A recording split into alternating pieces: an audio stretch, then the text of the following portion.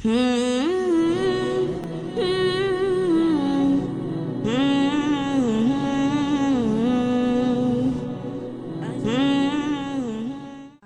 नायक नमस्कार, मैं सुधा जैन पारिवारिक न्यायालय में प्रैक्टिस कर रही हूँ। मेरा एक बहुत ही प्रैक्टिकल सवाल है।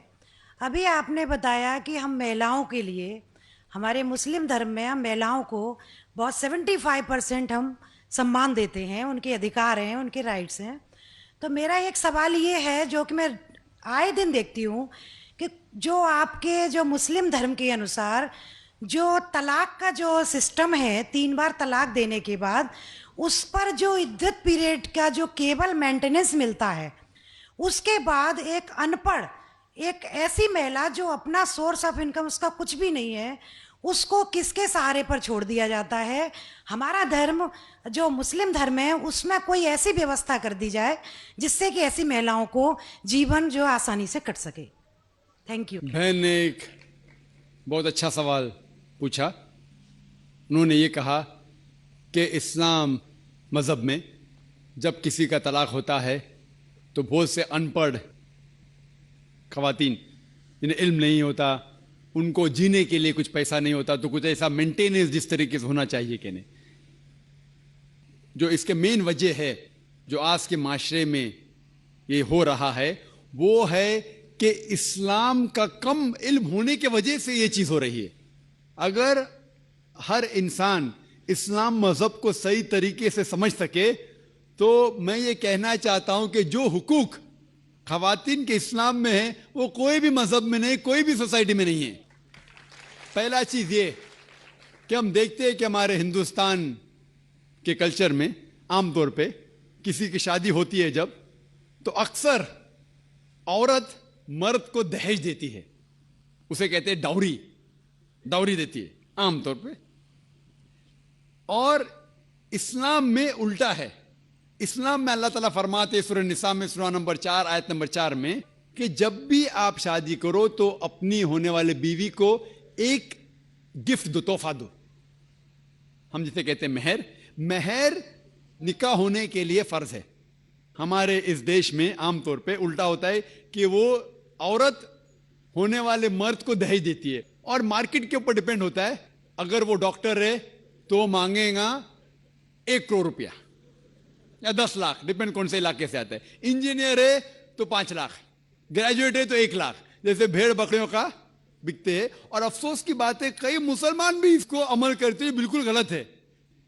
इस्लाम में दहेज लेना औरत से जबरदस्ती बिल्कुल हराम है। उल्टा होने वाले शोहर को मेहर देना चाहिए और अपने बराबर का मेहर देना चाहिए।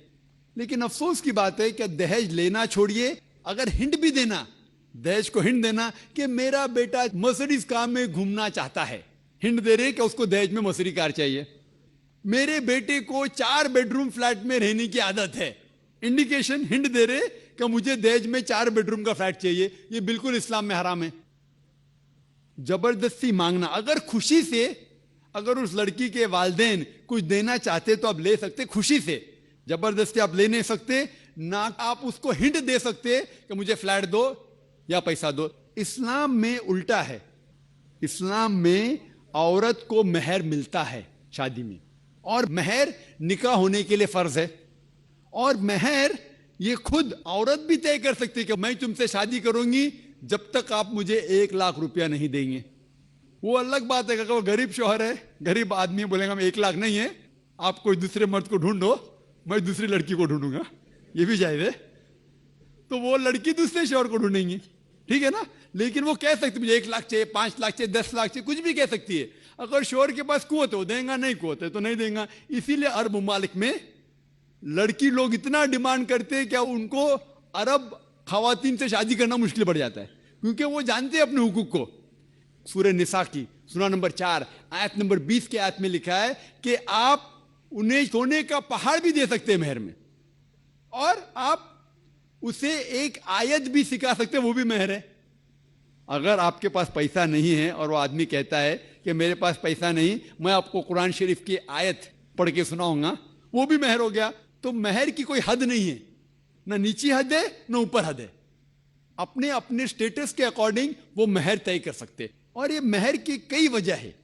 ایک وجہ ہے کہ مثال کے طور پہ اس لڑکی کے والدین نے اس کی پرورش کی, اسے گریجویٹ بنایا, تعلیم کے اوپر خرچہ کیا, تو مہر ملنے کے بعد اس عورت کی وہ اپنی جائیداد ہو جاتی ہے. وہ چاہے اپنے والدین کو دے, چاہے خود رکھے, یا اس کو کوئی بزنس میں لگا دے, کوئی تجارت میں لگا دے, اس کا حق ہے. تو مہر اس کی خود کی جائیداد ہے, وہ کچھ بھی کر سکتی ہے. اور مہر کا کوئی فکسڈ اماؤنٹ نہیں ہے, چھوٹا بھی ہو سکتا ہے, بڑا بھی ہو سکتا ہے. اور اس کے علاوہ یہ مہر اگر خدا نہ کرے, اللہ نہ کرے, اگر طلاق ہوتا ہے, ڈیورس ہوتا ہے, تو یہ مہر اس کے کام آ سکتا ہے. لیکن لوگ کو غلط فہمی ہے کہ مہر صرف طلاق کے لیے, ایسا نہیں بات ہے. وہ مہر لے کے خود کو بزنس میں لگا سکتی ہے, اپنے والدین کو دے سکتی ہے. اور جہاں تک کہ اس کا خود کا سوال ہے, اسلام کے اندر جتنے فائنینشیل ایسپیکٹس ہے خرچہ اس کا, شادی کے پہلے ذمہ داری ہے اس کے والد کی اور اس کے بھائی کی, شادی کے بعد ذمہ داری اس کے شوہر کی اور اس کے بیٹے کی. آل فائنینشیل ایسپیکٹ, لاڈجنگ, بورڈنگ, کلودنگ, کھانا پینا, کپڑا, سب اس کو کمانے کی ضرورت نہیں. یہ حق ہے مرد کو دینے کا. تو financially she is more strong, she is very strong financially. جہاں تک کہ مالی حالات میں اسلام میں عورت کا درجہ بہت اونچا ہے. جہاں تک کہ بہن نے سوال پوچھا کہ طلاق ہونے کے ٹائم پہ اسے مینٹیننس کیوں نہیں ملتا, بہت اہم سوال ہے. پہلا ہم یہ جان لے کہ جب اللہ سبحانہ و تعالی خواتین کو اتنے حقوق دیے, حقوق دینے کے باوجود اللہ سبحانہ و تعالی عدل کرتے ہیں, جسٹ ہے. کیونکہ جب بھی طلاق ہوتا ہے, جب بھی طلاق ہوتا ہے, گھاٹے میں جاتا ہے مرد اسلام میں زیادہ. کیونکہ جب طلاق ہوتا ہے اسے اگر وہ مہر نہیں دیا ہوگا, دینا فرض ہو جاتا ہے. بھلے وہ مہر 50,000 ہو, 1 لاکھ ہو, 5 لاکھ ہو, 10 لاکھ ہو, وہ اسے طے کرنا چاہیے. جب مہر دیتا ہے تو عورت کا نقصان کچھ نہیں ہوتا. اور طلاق ہونے کے بعد آدمی بھی شادی کر سکتا ہے, عورت بھی شادی کر سکتی.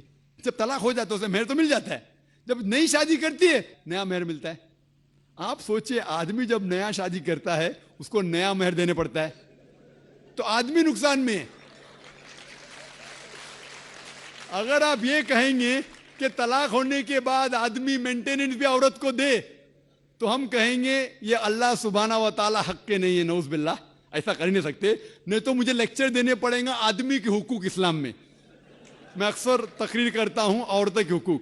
لیکن جو لوگ اسلام کی بنیادی بات کو نہیں سمجھتے انہیں یہ غلط فہمی ہے کہ عورت کا نقصان ہو رہا ہے. عورت کا نقصان نہیں ہو رہا ہے. اور عورت کو کچھ بھی اگر چیز کی ضرورت ہے, جیسے میں نے کہا, آدمی کا حق بنتا ہے کہ اسے دے. شادی کے پہلے اس کے والد اور اس کے بھائی, شادی کے بعد اس کے شوہر اور اس کے بیٹے. اور اگر یہ نہیں بھی دے تو معاشرے کا فرض ہے کہ عورت کو سنبھالے.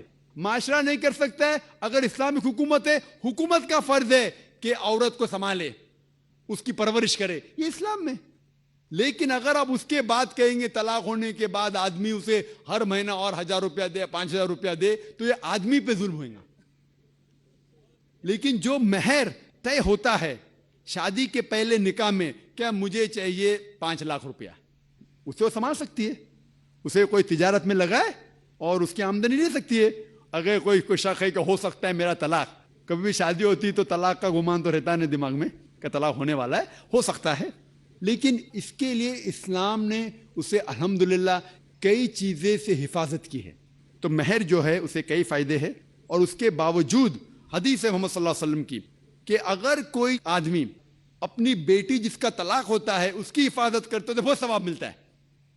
تو اسلام میں جو طلاق شدہ عورت ہے اس کے لیے الحمدللہ کئی طریقے ہیں جس سے اس کی حفاظت کی جاتی ہے. جو آپ جو کہہ رہے ہیں وہ یہاں کے معاشرے کے بارے میں کہہ رہے ہیں, تو میں کہتا ہوں کہ یہاں کے خواتین کو اپنے حقوق خود پتہ نہیں, ان کی غلطی ہے, اسلام کی نہیں. ہمارے خواتین اور ہمارے مرد خود نہیں جانتے, طلاق کیسا دینا جانتے نہیں. غلطی کس کی؟ اسلام کی. اسلام کی نہیں, اسلام کے فالو کرنے کے مسلمان کی. اگر آپ اسلام کو جاننا چاہتے ہیں تو مسلمان کو مت دیکھیے. جس طریقے سے آج میں نے کہا, آپ اگر مرسیڈیز کار کو جاننا چاہتے کتنی اچھی ہے, اگر کوئی ڈرائیور جو ڈرائیونگ نہیں جانتا ہے اس کے پیچھے بیٹھا اسٹیئرنگ ویل کے اوپر اور مرسیڈیز کار کو ٹھوک لیتا ہے, تو غلطی کس کی, مرسیڈیز کار کی کہ ڈرائیور کی؟ ڈرائیور کی, اسے مرسیڈیز کا چلانے آتا نہیں. تو اسی لیے اسلام کو اگر جاننا چاہیے تو آپ قرآن کو پڑھنا چاہیے اور صحیح حدیث کو. یہ افسوس کی بات ہے کہ کئی مسلمان خود نہیں جانتے قرآن اور حدیث میں کیا لکھا ہے, کس طریقے سے طلاق دینا چاہیے, کس طریقے سے برتاؤ کرنا چاہیے اپنی بیوی کے ساتھ. اسی لیے میں تقریر کر رہا ہوں تو لوگوں کو قرآن اور حدیث کے قریب لے کے آؤں. Hope that answers the question.